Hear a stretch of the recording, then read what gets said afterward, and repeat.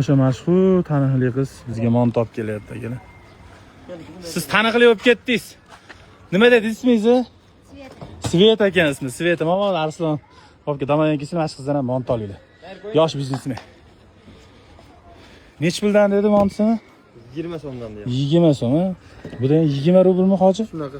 20. Nechta sotasiz bir kunda Svetaxon? 60 ta 70 ta. 60 70 ta.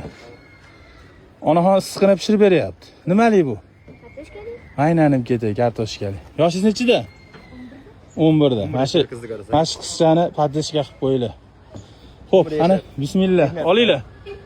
Keling Umar hoji. Ol ukam. Oling. Olinglar. Ular shunday yerlar. Bismillah. Ukam oling. Ular montimiz mana shu qoldi. Seriyalar yaxshi. Nima deysiz mana?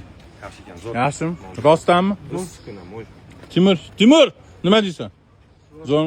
Sveta, qanisiz? Mana. Yosh qizcha. Qanchadan beri shug'ullanasiz shu biznes bilan? Necha oy bo'ldi?